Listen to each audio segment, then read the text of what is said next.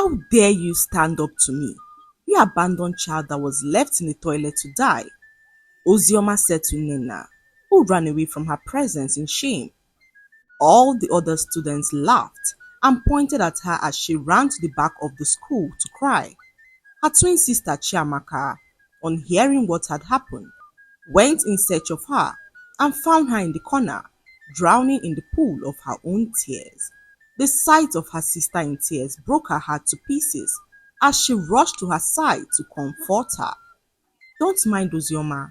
All she knows how to do is to bully others, she said to Nena, whose head was buried in her hands, sobbing uncontrollably.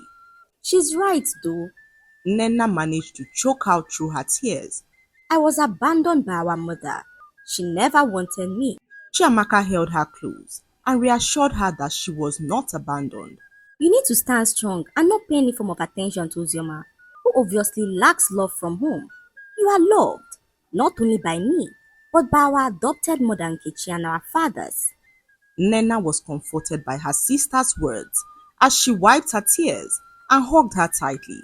She was so glad to have such wonderful support from her sister and thanked her for always having her back. Weeks passed and the bullying became more intense. Ozioma used some red paint to scribble some words on the toilet, warning everyone not to use the toilet because it was Nena's birthplace. Nena was so devastated to see this. She complained to the school principal, who did nothing about it because she feared what would happen to her if she ever challenged Ozioma, whose mother turned out to be one of the most influential women in the state. No one dared to be on her wrong side, and the principal was not exempted. She turned a blind eye to the bullying, fearing what would happen to her if she dared to challenge Ozioma or her powerful mother. This left Nena and her twin sister feeling more helpless than ever, knowing that even the school authorities were not willing to protect them. They arrived home that evening, and during dinner, their mother Nkechi could sense something off with the twins. They seemed so distant, and this was unlike them, who always flouted the no talking rule on the dining table. She waited till after dinner and called them aside, asking what the problem was, and the twins burst out in tears. Nkechi in that moment knew that something was definitely wrong. They informed their mother about the bullying and all that they had to endure in their school, and their mother Nkechi was so livid to hear all that her daughters had gone through. She approached the principal the next morning, requesting that the bully be brought to justice, but the principal informed her that she had no proof of whatever she was talking about and that the school cannot just act on mere accusations. Nkechi could not believe her ears when her daughter Nena informed her that the school authorities were not willing to act on her complaint. She thought that coming to the school herself would show them how serious the issue was. This obviously did not work, as the principal walked out on her to attend to other pressing matters. Filled with extreme anger, Nkechi called her husband Ugo, who at that time was out of town for a business meeting. She explained everything that had happened to him, and her husband suggested that she approaches the parents of the bully to relay her complaints to them directly, warning them that if their child continues to bully their daughters, they would take it up with the authorities. Nkechi saw this as a good idea and drove off to Ozioma's home. She heard of how powerful Ozioma's family was and knew that she had to approach the situation firmly. As she arrived at Ozioma's home, she was greeted by the large gates of a grand estate, a clear reflection of the family's wealth and influence. Nkechi took a deep breath and straightened her shoulders as she approached the security guard. "I'm here to speak with Mrs. Okafor," Nkechi said confidently as she stared at the guard, who made a quick call and allowed her in. Nkechi walked into the grand mansion and met Ozioma's mother, Mrs. Okafor, who was waiting in the lavish sitting room. "How can I help you?" Mrs. Okafor asked, her voice calm but filled with an air of superiority. Nkechi wasted no time. "I'm here to talk about your daughter Ozioma. She's been bullying my daughter Nina for weeks. I've reported it to the school, but they seem to be afraid to act Because of your family's influence, I came here to appeal to you as a mother to ask that you speak to your daughter and put an end to this wickedness. Mrs. Okafor raised an eyebrow. My daughter? Bullying? I find that hard to believe. Ozioma is a well-behaved child. Surely, this is a misunderstanding on your part. It is not a misunderstanding, Nkechi replied, her voice firm as she elaborated on the issue. My daughters are in tears every day because of the way your daughter treats them. Ozioma has been tormenting them, even writing terrible things in the school restrooms, mocking them in front of other students, and making their lives miserable. I won't condone her actions any longer, so I'm appealing with you to bring this to a stop as her mother. Mrs. Okafor laughed hysterically and asked Nkechi who she was trying to blame for raising weak children. Your daughters are weak and should learn to be strong and stand up for themselves instead of blaming my precious daughter for being weak. Nkechi could feel her temperature rise as she listened to the horrible words that came out of her mouth. Her patience was wearing thin, and Nkechi knew that if she didn't control herself in that moment, she would do something that she would forever regret. So, she went on to sound her last warning to Mrs. Okafor, saying that if the bullying continues, her daughter Ozioma would regret ever being born. I am giving you this chance to speak to your daughter, to stay away from my daughters or else. Or else what? Mrs. Okafor interrupted Nkechi, her face burning with anger as she spoke. You dare come into my home and threaten me? I think you forget who I am. I don't care who you are, Nkechi replied Mrs. Okafor, staring directly into her eyes. You may have power and influence, but that does not give you the right to ignore your daughter's unruly behavior towards mine. Take this as my warning, because the next time I hear that your daughter laid her filthy fingers on my daughters, you will not like what I will do. Be warned, Nkechi said as she walked out on her, anger coursing through her body as she walked towards her car. She knew there was no point in continuing the conversation, knowing that her message had already been passed. It was now up to Mrs. Okafor to caution the bully she had for a daughter. As Nkechi drove home, her mind pondered on what she would do if Mrs. Okafor failed to bring the bullying to a stop. She knew how powerful their family was and knew that it was not going to be an easy fight challenging the Okafors. She arrived home and met her daughters who had been sent out of school and warned never to return. Nkechi in that moment knew that Mrs. Okafor had a hand in what had happened. She took her daughters back to school to ask the reason why the school sent her daughters away, and the principal, looking so uncomfortable, explained to Nkechi that the instructions came from above and she had no authority to override it. Nkechi was so livid. She grabbed her daughter's hands and took them back to their class. There she saw Ozioma bragging to her friends about how she got Nena and Chiamaka expelled. No one crosses my family and goes scot-free, she said as Nkechi walked into the classroom. Everywhere fell silent as everyone turned to look at her. Ozioma was so terrified to see Nkechi in her classroom. You think you are untouchable, Ozioma? Nkechi said to Ozioma, who sat there frozen and unable to speak.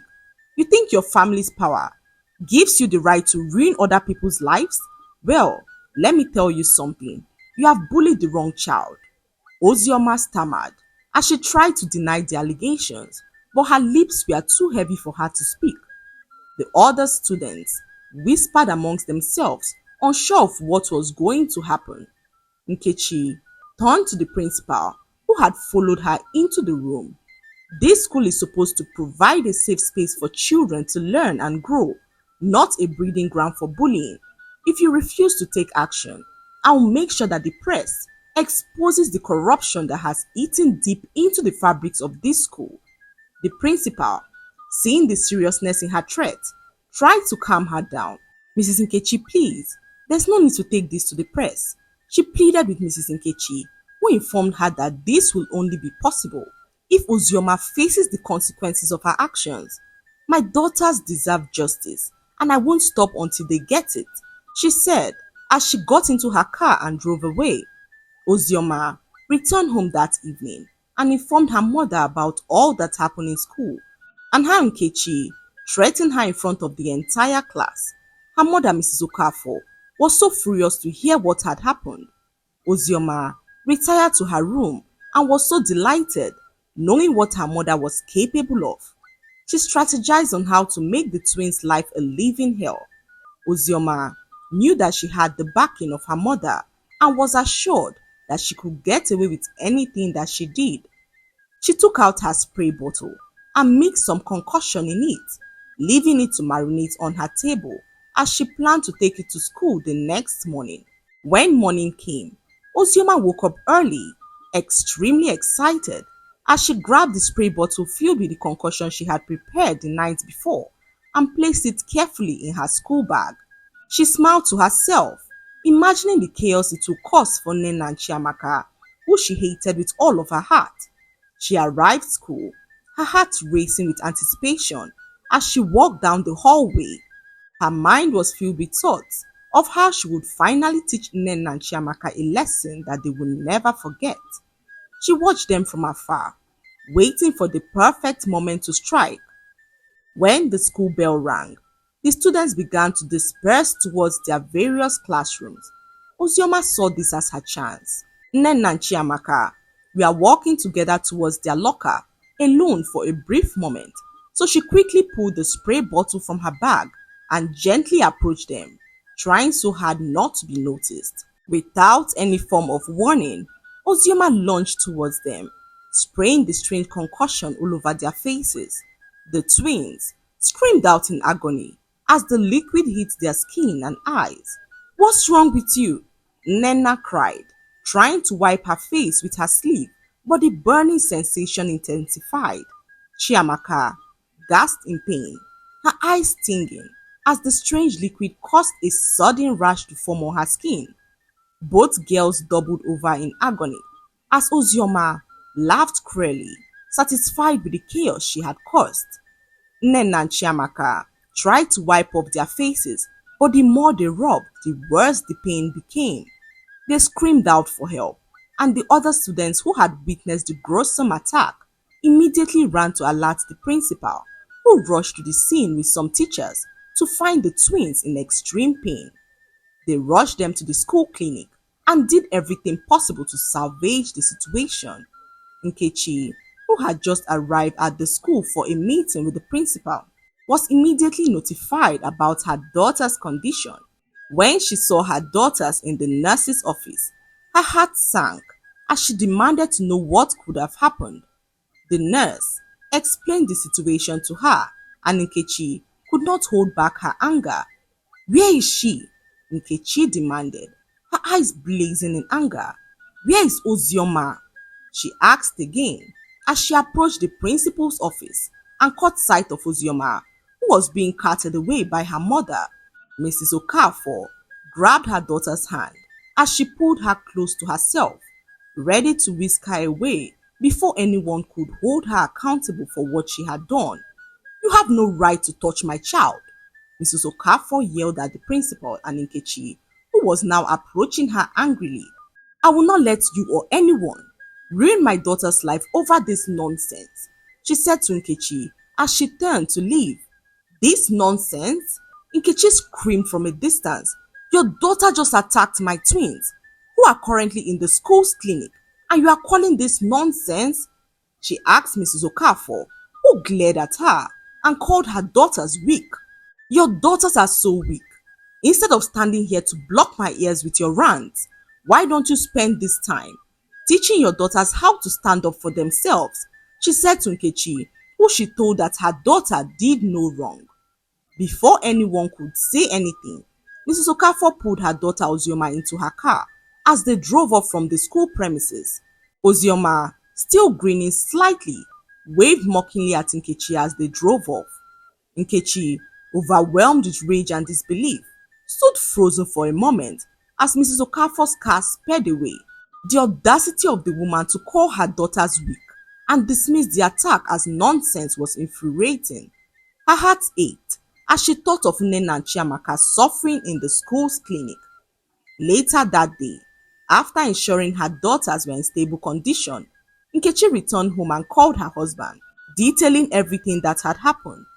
Her husband, equally enraged, knew that they had to take drastic measures. They had already gone through the proper channels, school authorities, direct confrontation with the Okafors, yet nothing had worked. The next morning, Nkechi's husband used his connections to reach the governor of the state. The governor was a close family friend of the Okafors, but Nkechi's husband hoped that by presenting the gravity of the situation to him, the governor would intervene on their behalf. However, after they explained their situation to the governor, his smile faded into a mask of neutrality. When Nkechi's husband finished explaining the bullying, the attack with the concussion, and Mrs. Okafor's blatant dismissal of the entire situation, the governor leaned back in his chair. I understand your concerns, the governor said slowly, choosing his words carefully. But Ozioma is the daughter of a close friend of mine. The Okafors are important people in this state, and I'm sure there's been some misunderstanding. Children have a way of exaggerating these things. Nkechi's husband was stunned. Governor, our daughters had Governor, our daughters were physically attacked. This isn't a misunderstanding. The school nurse has confirmed the injuries, and the principal is well aware of the bullying that has been going on for weeks. The governor sighed, as if weary of the conversation. I sympathize with you, I really do, but I can't involve myself in personal disputes like this. Besides, I'm sure the Okafors will handle the situation internally. Nkechi clenched her fists, her frustration rising. Our daughters have suffered enough. We came to you for justice, and you're saying you won't act because of your friendship with the Okafors? The governor gave a tight smile. I'm saying I won't interfere in a matter that's clearly gotten out of hand, but can be handled by the families involved. I trust the Okafors will do what's right. Nkechi and her husband left the governor's office, feeling defeated. The very system meant to protect their daughters was shielding the people responsible for their pain. The governor's inaction, which was rooted in personal loyalty to the Okafors, left them with little hope that they would ever get justice. Back home, Nkechi and her husband discussed their next steps. Reporting to the local authorities had done nothing, and now even the governor had turned a blind eye. But they knew they could not give up. They decided to gather as much evidence as they could, testimonies from other students, medical reports from the school clinic, and take the matter to the court of public opinion. They approached a journalist who was known for exposing cases of corruption and injustice. The journalist, intrigued by the story of a powerful family using their influence to silence victims, agreed to investigate. Within days, an article was published detailing the entire ordeal, the bullying, the attack, and the Okafor's blatant disregard for the well-being of the twins. The article gained traction quickly, and soon the story was picked up by major news outlets. Public outcry followed. People began questioning how much power the wealthy held over the justice system. Social media was flooded with calls for justice for Nina and Chiamaka. The pressure mounted, and soon even the governor could no longer ignore the issue. With the public demanding accountability, the case became too big to be brushed aside. The news caught the attention of the office of the president, who informed Nkechi and her husband that they were taking over the case. High-profile lawyers and investigators were assigned to handle the case. With the government now involved, the situation took a drastic turn. Investigators were dispatched to the school, questioning teachers, students, and the principal about the bullying and the attack on Nnenna and Chiamaka.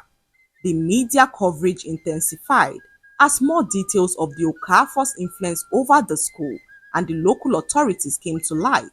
Public opinion swiftly turned against the powerful family as people were outraged by the blatant abuse of power and the failure of the school and government to protect vulnerable children in schools. Mrs. Okafor could not understand how the office of the president got involved in such a local issue. She tried to use her power and connections to suppress the growing attention, but it was too late. The involvement of the president's office meant that her influence was no longer enough to shield Ozioma from the consequences of her actions. The Okafor's world was beginning to crumble under the weight of public scrutiny, legal investigations, and media coverage. Meanwhile, Nnenna and Chiamaka were still recovering in the hospital. The scars on their face were gradually healing, and their parents, including their biological father Chinedu, stood by them all through the difficult journey. They were glad to finally see that justice was finally being served. One morning, they were all at the hospital when they heard so much commotion coming from inside the hospital. The presidential convoy could be seen from outside their window, and they knew that they were about to be approached by the president. However, instead of the president himself, a woman walked into the ward. Everyone stared at her, confused, as she gently smiled at the twins. "I'm Amara," she said, before anyone had a chance to speak. "I'm here to check on the twins," she said, as Nkechi and Chinedu exchanged glances, waiting to hear what she had to say. As she stood there, Chinedu's eyes narrowed as he finally recognized her face. She was the woman he had met years ago, before his life had taken a drastic turn. At the time, he had no idea who she was as they met in a bar in town. She approached him drunk and began to flirt with him. One thing led to another, and they had a one-night stand, which led to the birth of the twins. What he did not know was that the mother of his twins was the adopted daughter of the president, who at the time was deeply involved in politics. She found out that she was pregnant and was scared of doing anything to anger her adopted parents, who were extremely strict and had high expectations for her. Being the adopted daughter of such a powerful figure, Amara felt trapped in a life that wasn't her own. When she discovered that she was pregnant, fear and shame consumed her. She knew her adopted parents would never allow her to keep the babies, and so she made the hardest decision of her life to carry out an abortion. Little did she know that she was carrying twins. All this while, she had battled with the guilt of killing one of her twins and abandoning it in the toilet. Little did she know that the baby survived. On the day that she caught wind of the news, her cook told her of the children who were badly bullied in a school in Lagos. She told her how the twin girls looked so much like her, and Amara could not help but take a look. It was then that she caught sight of Chinedu's picture, who happened to be the father of the girls. Unable to believe what she was seeing, she ordered for a secret DNA test to be carried out and realized that the girls were her daughters. The knowledge that one of the twins had survived, the very child she thought she had lost in the toilet, was so overwhelming. Her shame and guilt over her decision so many years ago weighed heavily on her as she stood before them. Chinedu, his eyes wide with shock, finally spoke, his voice filled with confusion. "How could you do this to them?" he asked Amara, who swallowed hard as tears poured down from her eyes. "I was young and terrified. My father was a very strict and powerful man who was so heavy on protecting his reputation. A scandal from me would have really angered him, and I could not risk being abandoned by the one family that agreed to take me on as their own. This forced me to do the abortion, not knowing that the baby survived. I dropped off the second baby with you, knowing that as the father, you would take good care of her in my absence. I am so sorry for all that I did and hope that you all find it in your heart to forgive me." Nkechi's anger simmered to hear this. "You abandoned them, Amara. I raised these girls as my own, loved them through all the pain and challenges, and now you want to walk back into their lives just like that?" She asked Tamara, who asked for her forgiveness and informed her that she had no plans of taking them away from her. "I know I don't deserve forgiveness, and I can't undo the choices that I made, but when I found out that they were mine, I knew I had to come. I want to be part of their lives, if they will allow me. But I won't take your place, Nkechi. You've been their mother, and no one can replace that." Nnenna and Chiamaka sat quietly, still processing the fact that the president's daughter was their biological mother. Nena finally spoke, her voice barely a whisper. Why now? Why are you here after all these years? Her eyes were filled with a mixture of confusion and pain. Amara approached them, tears pouring down her eyes. I have no excuse, Nena. I made terrible choices. Fear ruled my life, and I was too weak to face the consequences of my actions. But when I found out you both were alive, something inside me broke. I couldn't stay away any longer. I don't expect you to forgive me right away, but I'm here now, and I will do whatever it takes to make things right. Chiamaka, still silent, looked at her sister for a long moment. Then she turned to Amara, her voice calm but firm. We'll forgive you, but we'll continue to live with Nkechi because she's the mother we have always known. Amara, filled with emotion, nodded gracefully. I wouldn't have Amara, filled with emotion, nodded gratefully. I wouldn't have it any other way. Nkechi has been the mother you deserve, and I would never take that away from you. Nkechi, seeing all that had played out, spoke up and informed Amara that forgiveness does not erase the past. However, for the sake of the girls, we'll all forgive you because no one is perfect.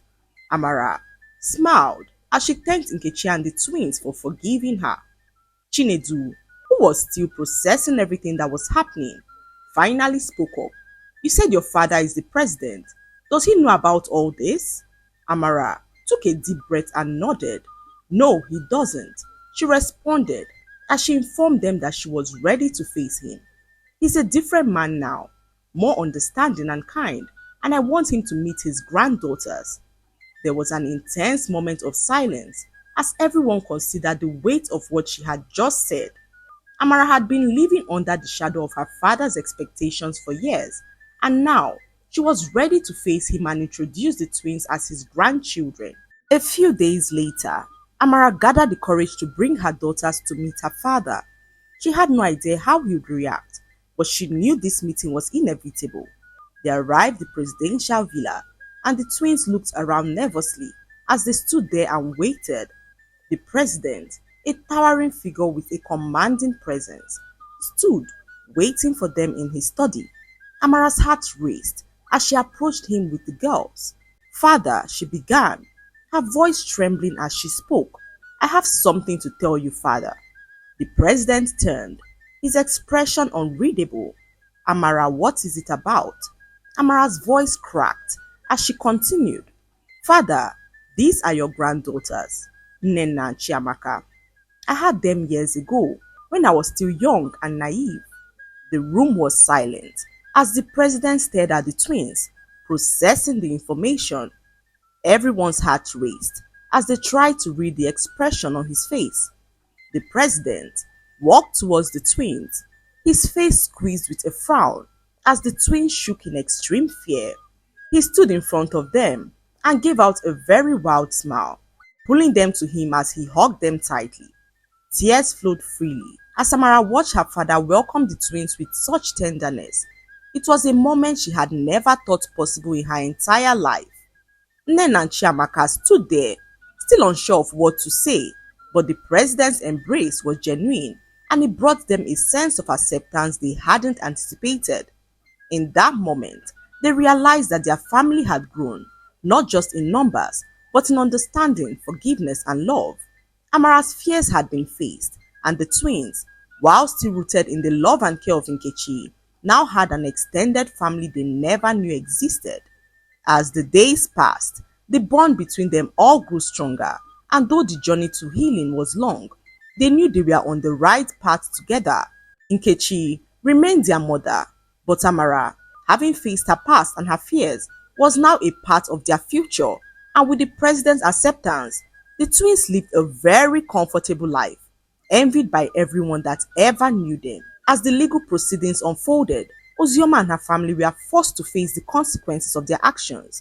Ozioma was expelled from school, and Mrs. Okafor's influence over the state authorities quickly diminished. The Okafor family's reputation was in tatters, and they were held accountable for the bullying and assault that had nearly destroyed Nena and Chiamaka's lives. In the end, Justice was served, and the twins were not only vindicated but also reunited with the mother they never knew. Together, they found healing and strength, knowing that they were not abandoned but rather deeply loved by both their adoptive and biological families. The lesson to be learned from this story is that no one is above the law. Do not use your position and influence to oppress others because you have the power to. Teach your children to be kind and considerate towards others. And if you ever realize that your child is a bully, address the bullying and don't sweep it under the carpet or shield such a child because doing so would only encourage them to do more harm.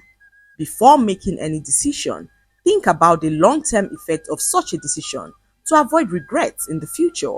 I hope you enjoyed the story.